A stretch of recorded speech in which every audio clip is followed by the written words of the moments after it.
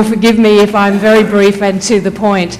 One of the things that happened to us when we were in Asolo last year, how many of you were in Asolo last year? Oh, a couple of you. Diego and Andrew.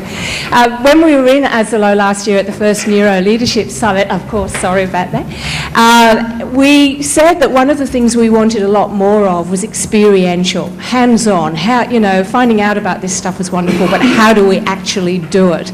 And so we're absolutely blessed today because the most experiential you can get is with Dr. Carlos Raimundo. As I said, I was only dobbed in for this a few moments ago, so Carlos and I have agreed that I would simply say no more than Carlos will introduce himself. So would you please join with me in welcoming Carlos Raimundo. Thank you very much. Originally from Argentina, and in Argentina it's very common that when you are introduced with your whole degrees and platform for people to listen to you. And the first Congress that I came here to Australia, the person introduced me like this. This is Carlos. That's it. And I said, come on. And it was fantastic, actually, this more Australian way, just to start in that way. Sorry. So now you did much on that. As I mentioned, I'm originally from Argentina, living here for more than 20 years in this beautiful country. I'm a medical doctor, a psychiatrist, and I always say I'm a psychiatrist, but I'm okay.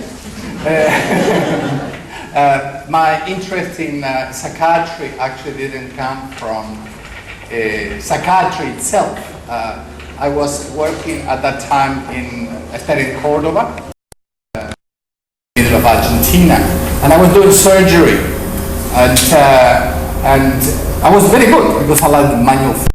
After I did maybe 15 appendix, I said to the professor, what about if we cut here instead of here? He said, no. Well, but if you cut here, you know, no. But no. So I said, but what about if we, no? So how many appendix do I need to do before I do a stomach? Well, say 5 million.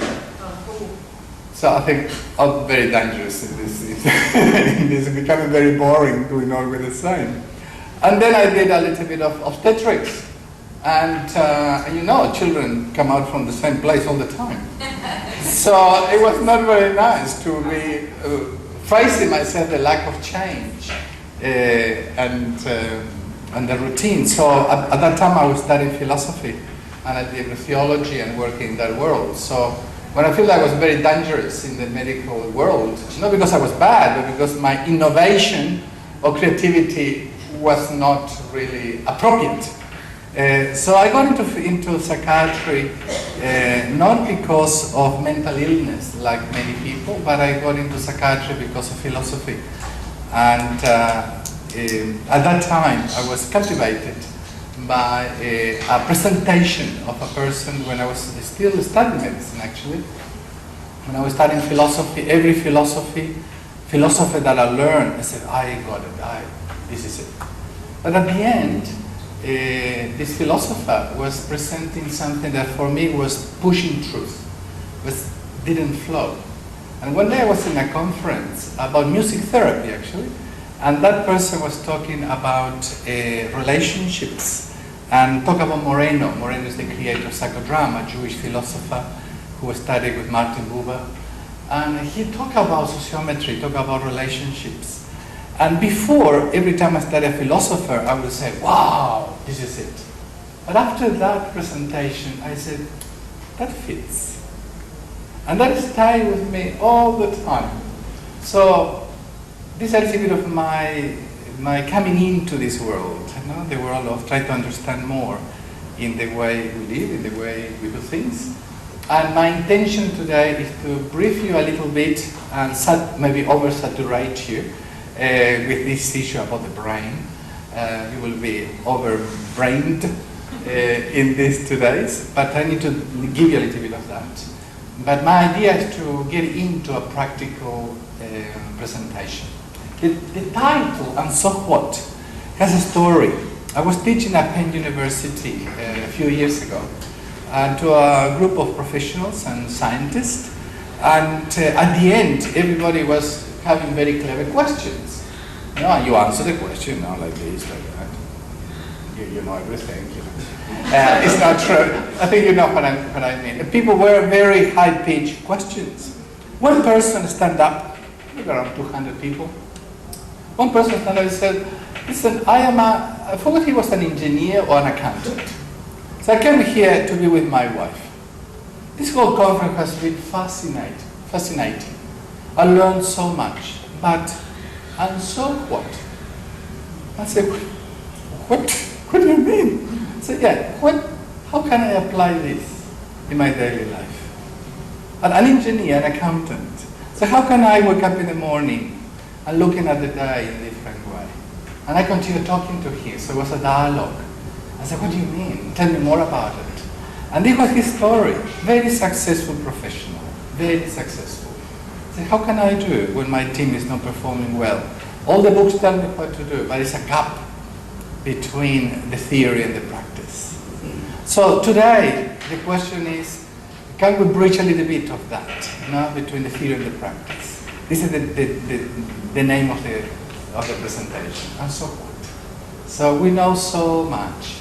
I think our generations with this age, we are oversaturated by information. We know so much. But in the same way, loneliness, aggression, lack of hope, pain, going to bed at night with this sense of emptiness, waking up in the morning and saying, how can I live my life? It's still present. So in my heart, I want to live better. I may be one of the most selfish people you can find. I'm very selfish.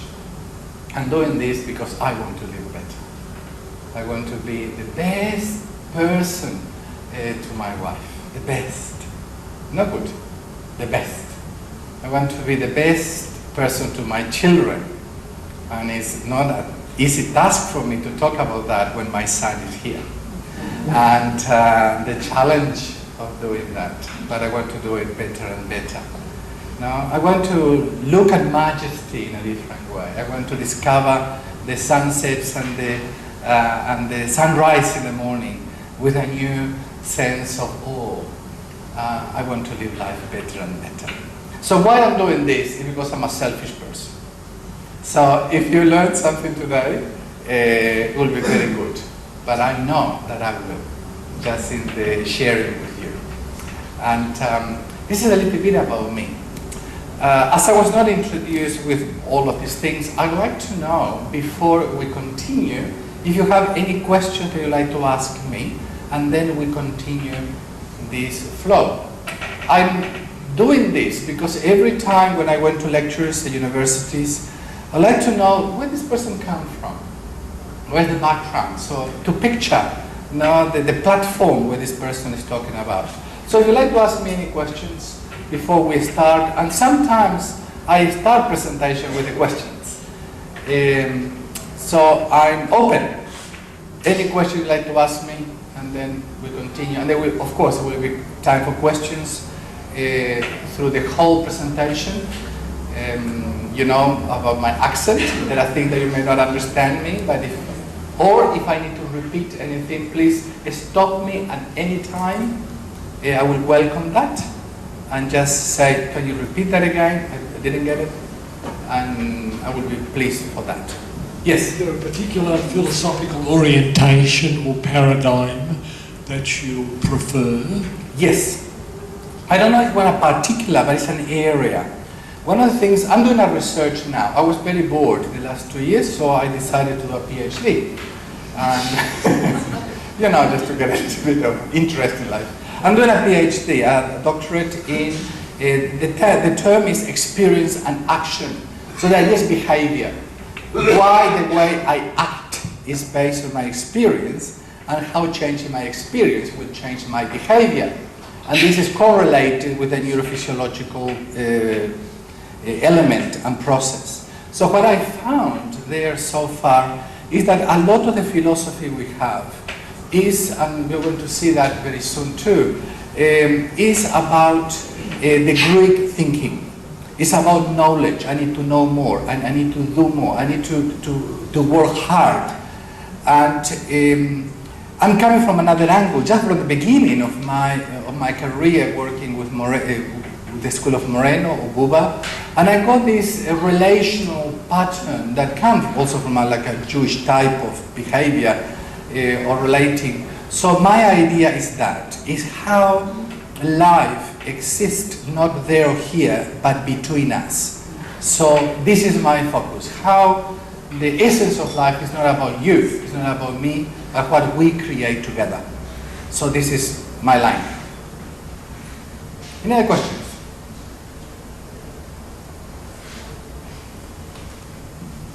No questions? They're all ready for Watch you. out, if you don't have a question, I will ask you questions.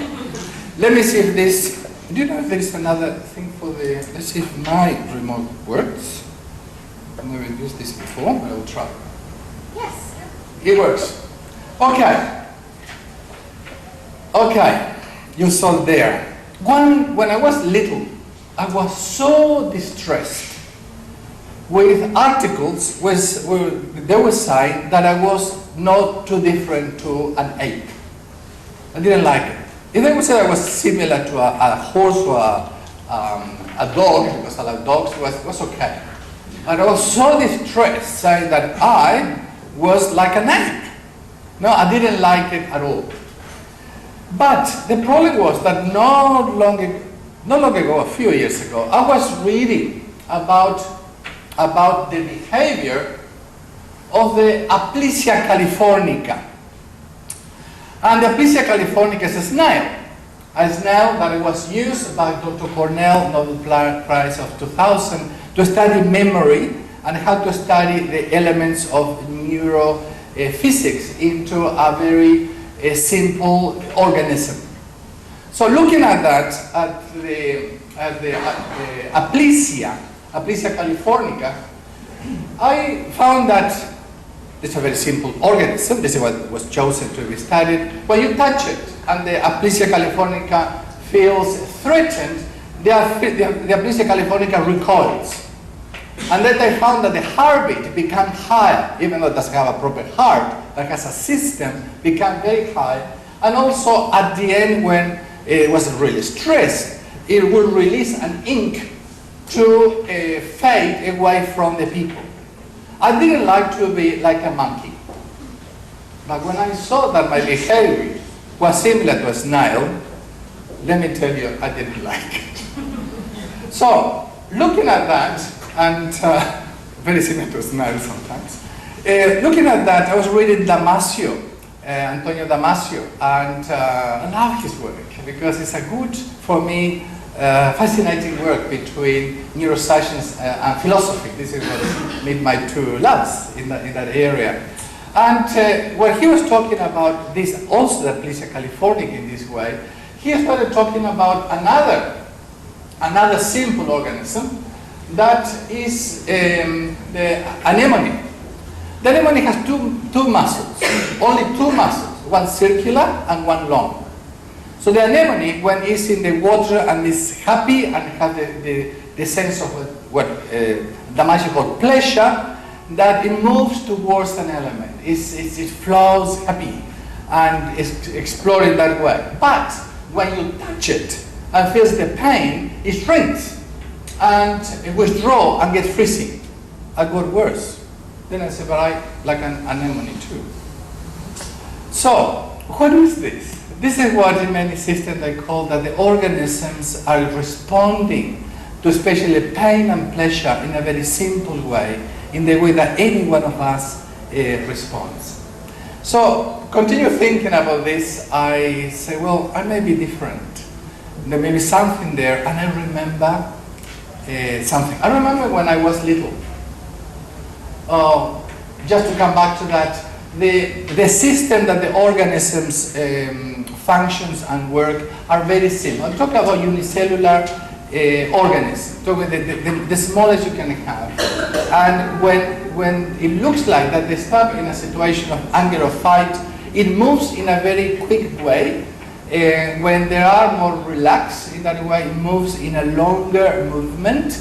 And when they are in a situation of fear or attack, it recoils. This is a very simple organic function. So coming back to my story, I was called a puppy story. A puppy was my grandfather. I used to live my father was a doctor. I used to live in the Pampas in Argentina. And my grandfather used to visit us. When I was 3 years old, he loved trains. And he invited me to see the steam train that was passing by this town. And when I was with him, suddenly I was distracted, and suddenly I saw this massive train, like this, and my panic, I responded like Aplisia, and I took him like this, and he perceives that, so he held me. And when he held me like this, I remember it. I remember his face in my cheek. I remember that, and suddenly, after he did that, I felt that the train shrunk. I said, wow, how can a person make a train shrunk? So this is the story. Can we make a train shrunk? Can we see monsters in our life in a moment, and then for a process in our life, make this massive beast shrink? This is my idea. This is what is my search, to see if we can live better in that way. Any comments about that? Does it make sense? Yes. Good. So, what I was mentioning before, traditional psychological, philosophical models in the Western world, and even in the way we see Eastern philosophy, I believe that we do it through a Hellenistic Greek philosophy. It's about me.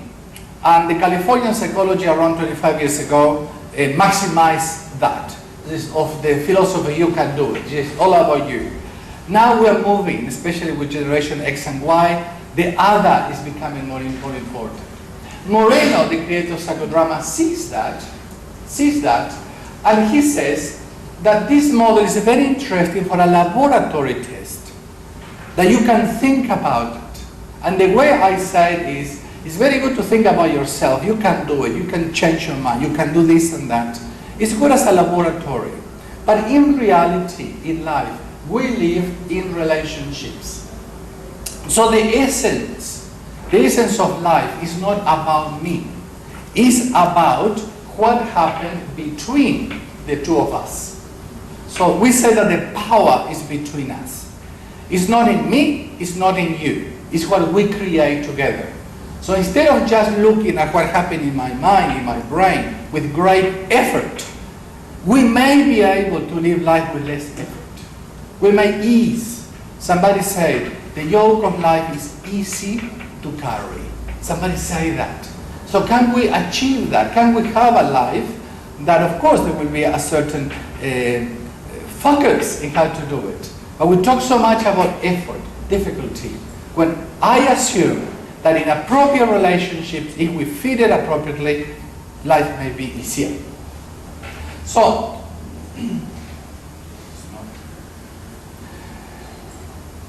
what I was mentioning is, if I'm able to create in my mind what is the relationship I would like to do, and to be able to picture in that way, my relationships in that way will definitely change. And this is the idea today with the exercises we're going to do.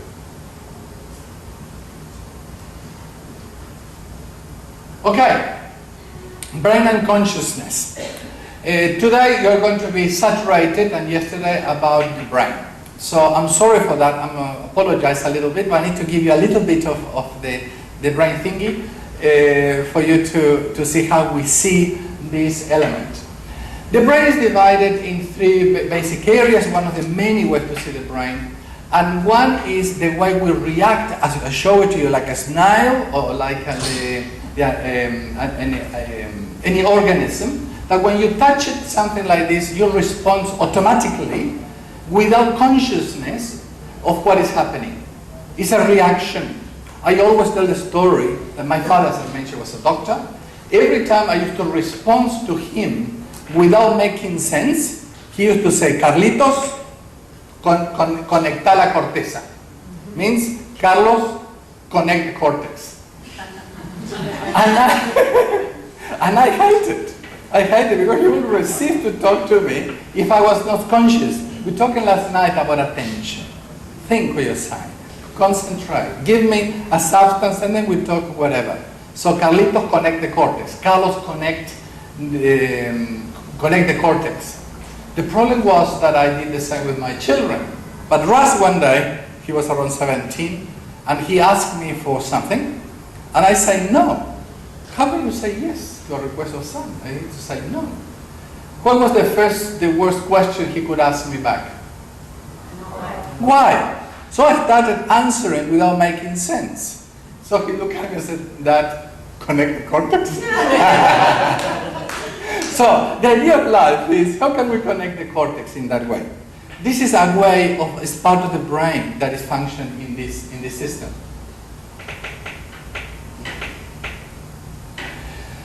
What Damasio said, the reflexes belongs to an organism, but doesn't belong to you. The whole issue of this conference about consciousness is how to be mindful, how to have the control of that element. If we live like this, we know that we are not going to get it. Then we have what is called the limbic system. The limbic system function in the sense of emotions and memory. We are not going to expand there because you're going to hear that in many ways. In few words, is what my grandfather did to me. In moments of fear, what you find is you need to be held like this. If you have a problem, for example, you feel sad and you go to a friend, you say to a friend, I feel really sad today. And your friend look at you and say, okay, tell me 5 reasons why you feel sad today. How do you feel? Better or worse? Worse. Why? Isn't it a right question? Wouldn't it be fantastic to know if I'm sad? What are the reasons why I'm sad? Isn't it a good question? Yes, it is a good question. Let me tell you, it's a good question. But why, in that moment, it doesn't help me? Why? What do you need in that moment? Empathy. Sorry? Empathy. What would you like to hear? If you say to a friend, I feel sad today. What would you like to hear back? A hug. Oh. This is the magic of the hug of the mother. Let's say the mother or father. You have a child playing and gets hurt. And then come cry like crazy to the mother. Mother lift the baby, like this. The baby accommodates and continues playing. Can you see something more ridiculous than that? Why? Why do we do that? This is the living system. This is the power that now scientists are talking about love. Can you imagine? Scientists talking about love. So every time for us to connect, if we don't connect, if we don't engage, the rest of the story may be totally superfluous. So this is the essence of what is called the limbic system. Now, we have the cortex. What is the cortex? We were talking last night, especially with Dr. Schwartz's presentation, and actually I was inspired for some of his work in my presentation, so it was nice to see him yesterday. In that sense, the cortex is the center for planning and strategy. It's what allows me, after I feel like this, with my friend that I feel sad, that my friend will tell me, what is happening? And a new processes of the cortex start functioning and saying, well, this is what happened, about my history, my present, my memory. So in that way, we can play about life in a control, in a conscious situation. Carlitos connect the cortex in that way. It is the connection of all the elements in the brain that allows me to live life. It's the connectedness of the different parts of the brain. It's not one or the other. We talk about the amygdala. You're going to hear the amygdala all the time, about the frontal lobe, the preorbital lobe. But in reality, all of these elements are good for educational systems. for us to learn. In reality, the brain is one, like this. And what it connects the brain is this connection and is this affection. It's feeling loved, feeling the relationship with the other well. So, what happens is that when I feel sad, this is the story. When I feel sad, the information goes to the, what we call the organic system, the reptilian brain system. And this is, if I'm unable to resolve the problem, this is the origin of the psychosomatic disorders. We talked about in mindfulness in the session before, we heard about the relationship between neuroscience and immunobiology. This is the essence, that what is happening in that way. But this happened to one part of the brain that is autonomous system. The other part of the message goes to the cortex. And when this message goes to the cortex, Maturana and Varela, a fantastic book called The Tree of Knowledge, he says that the brain cannot handle uncertainty. So every time I feel in uncertainty, I need to fix it.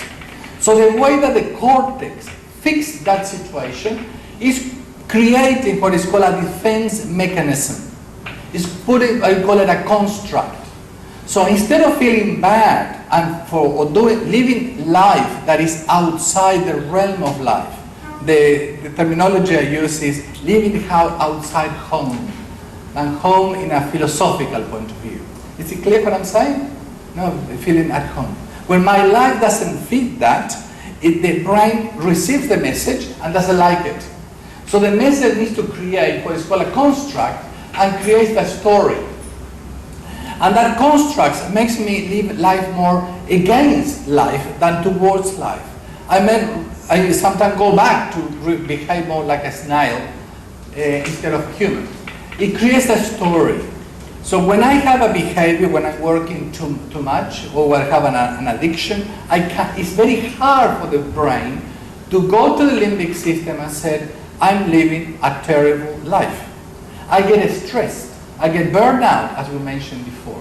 These are alternatives that the body tries to find instead of going to the core of the problem. The core of the problem is in the limbic system. This is where the information is. But I create a story, a justification. Like you say to the child, who did that? He did it. It's very hard for us to say, I did it. So it's this block that allows me to work in that way. So every time I'm talking to somebody and I said to the person, how are you? The information of how I really am is in the limbic system. This information needs to go to the cortex and needs to be decoded and articulated, what is called the area of Broca and Vernicke. This area will decode who I am, or what I am. But if I have these constructs, instead of going to the limbic system, the information happens like this, I'm okay. Because this is the story I created to live. I don't live with the story, the real story of my life. I live with the story I told myself. And in that way, every time we ask against somebody, how are you? Or we are working in leadership, and the leader said to the employee, tell me how are things? Very good, fantastic, never before. Do you have any difficulties? Oh yes, I have difficulty because of that and this and that. Very hard for somebody to say, listen, I think I cannot cope. Or when we say that, it's too late. I was working with in a company and talking to the HR. They said one of the most difficult things we found in our organization is the performance management. How can a leader have the pulse, the hand on the pulse, the finger on the pulse the whole time? When we talk about problems, it's too late. We explode. And we don't have the language. And this is the reason, this is a biological reason. Because the information is not easily accessible by the brain. So, the question here is, how can we find a way, so what? The question, how can we find a way that we can bypass that construct and going directly into the limbic system in the way that we can connect. We can connect, it's a very light area. We can connect with the cortex from inside, not from the top. Is this clear? No. Good. I think I have a pen here too. Doesn't matter. When I mentioned to somebody, I said, how are you? The information goes into the cortical level because the hearing is cortical. And instead of but the information is in the limbic system. This is what it tells me who I really am. But because the life I'm living very often is not in tune with the life I would like to live, I live outside home in that language, I created a story. This story, the story I tell in myself. Because the only story I live with. So when I ask the person, how are you, tell me more about you, instead of accessing this information, I'm talking about this information. And I think you know what I'm talking about. You know what I'm talking about. So the question is, how can we ask somebody, how are you? How are you? And the information was here, and the person could say it like that. Tell the story. My father was a doctor and a very dedicated man, amazing man. I miss him enormously. And many people used to come to our place to eat. He was a doctor, used to work a lot with people who were in different places. And in the dinner, very important people, we were at the dinner table and he would say, how are you? Oh, fantastic. Success here, success there. And then suddenly, my father might touch his hand. Not like this, is it? And how are you? How are you? And the person collapsed in misery. So what happened? What happened? So this is because the information is coming from here. Do you follow me? Yes. Okay. So, in few words, the idea is how can an emotion that like this snail, that respond in a way that is not conscious and they don't have a narrative, they don't have a story, we can go into what is a feeling. Sometimes I have a feeling, I feel sad, or I feel panic, or I feel distressed, but I'm not aware of that. This is what we're talking about, consciousness or mindfulness. I'm not aware. So it's a feeling that is not conscious, but I have a story, but I cannot tell. So the idea of this process that we are working here, you have to make a feeling conscious. Some people, let's say the marriage, no? That are fighting and say, well, in reality, I'm fighting because I feel for the last 2 months that you were not taking care of me, that I feel that you were withdrawing. So why didn't you tell me? Why the person didn't tell? Why didn't tell? Because that information was blocked. And we don't have the language to do that. So how to make the feelings conscious? And the idea is to go into consciousness. No, and we are not talking consciousness from a New Age perspective, consciousness from a neurophysiological point of view, to find a way how to live better. And from that, the essence for us from a Mourinho point of view is not the consciousness, it's what are you going to do about it? How can we change life? The question is, and so what? So the appropriate interaction. So the play of life is a fast-tracking element, and I'm going to pass it very quickly. The story is very simple. I took that from the same idea that Dr. Schwartz talks in his book about ideas. I expand with his point of view that I believe that the quicker change is not to change our mind, it's to change our relationships. And from them we change our mind. We start differently. This is another philosophical point of view. So in my mind, if I have a person that I feel that is not responding well, this is a real case study from an organization in Sydney. This manager, very high-profile manager, has around 100 people under his domain, and every time a manager is not performing